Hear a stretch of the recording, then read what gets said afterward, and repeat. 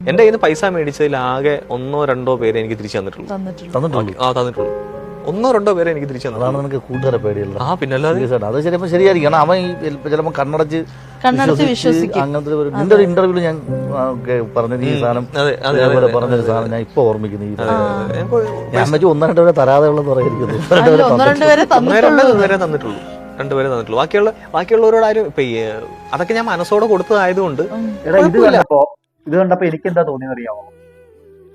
ഒന്നാമത്തെ കേസ് മറ്റേ അച്ചക്കൻ, ഓക്കെ, അവനാ പൈസ മനസ്സറിഞ്ഞു കൊടുത്തു എന്ന് പറഞ്ഞല്ലോ. സോ മനസ്സറിഞ്ഞു കൊടുത്താല് ഇങ്ങനൊരു പ്ലാറ്റ്ഫോമിൽ വന്നിട്ട് ഇത് ഈ പറഞ്ഞ വാങ്ങിച്ചവര് കാണും, ഇവനുമായിട്ട് അടുപ്പമുള്ള എല്ലാവരും ഇത് കാണുമല്ലോ. സോ അപ്പൊ ഇത് മനസ്സോട് കൊടുത്തു എന്ന് പറയാൻ പറ്റില്ല. കാര്യം മനസ്സോട് കൊടുക്കുന്ന ഒരു കാര്യം നമ്മൾ വന്നിട്ട് ഇതേപോലെ ഒരു സോഷ്യൽ മീഡിയ പ്ലാറ്റ്ഫോമിൽ വന്നിട്ട് ഇരുന്ന് പബ്ലിക്കായിട്ട് വന്ന് പറയില്ല, ഫസ്റ്റ് ഓഫ് ഓൾ, അല്ലേ? പിന്നെ കുറച്ച് സാമ്പത്തിക ഇടപാടുകളെ കുറിച്ച് പറയാം. ഓക്കെ, അതായത് എല്ലാവരും അങ്ങനെയാണെന്നല്ല കേട്ടോ. ഇപ്പോ എൻ്റെ ഒരു കേസിൽ ഇപ്പൊ ഞാൻ എൻ്റെ ഒരു അനുഭവം ഞാൻ പറയാം. ഓക്കെ, എടാ ശരിക്കും പറഞ്ഞാല് എനിക്കൊക്കെ ഒരു സമയത്ത്, ഓക്കെ, ഒരു 3 വർഷം അല്ലെങ്കിൽ 4 വർഷം മുമ്പ് ഇഷ്ടം പോലെ കൂട്ടുകാരുണ്ടായിരുന്നു. ഓക്കെ, ഇഷ്ടം പോലെ കൂട്ടുകാരുണ്ടായിരുന്നു. ഇപ്പൊ ഞാനൊക്കെ ഈ റൂമിൽ ഒറ്റയ്ക്ക് വിതുങ്ങിയിരിക്കുക, മനസ്സിലായി, ആരുമില്ല. പക്ഷെ ഒരു 3-4 വർഷം മുമ്പ് വരെ എൻ്റെ കൂടെ എപ്പോഴും ഒരു 10 പിള്ളേരുണ്ടാവും. ഓക്കെ, കുറഞ്ഞൊരു 10 പിള്ളേരുണ്ടാവും. ആ സമയത്ത് എനിക്ക് ഇഷ്ടം പോലെ ക്യാഷ് ഉണ്ടായിരുന്നു.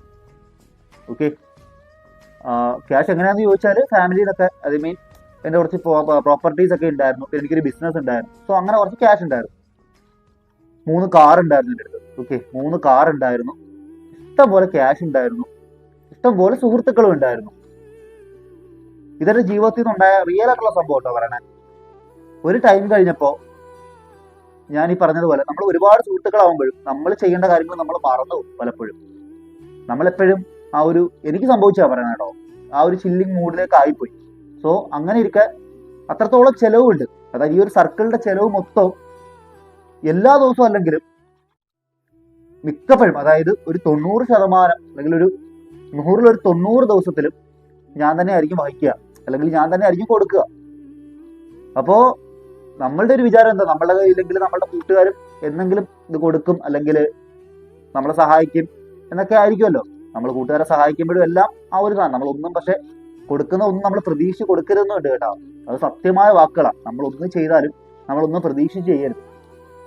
എന്താണെങ്കിലും അങ്ങനെ ഒരു സംഭവം ഉണ്ടായിരുന്നു, അങ്ങനെ ഒരു കാലം ഉണ്ടായിരുന്നു. അപ്പോ ഒരു ടൈം കഴിഞ്ഞപ്പോ ഈ പറഞ്ഞ സാമ്പത്തികമൊക്കെ വളരെ താഴ്ന്ന്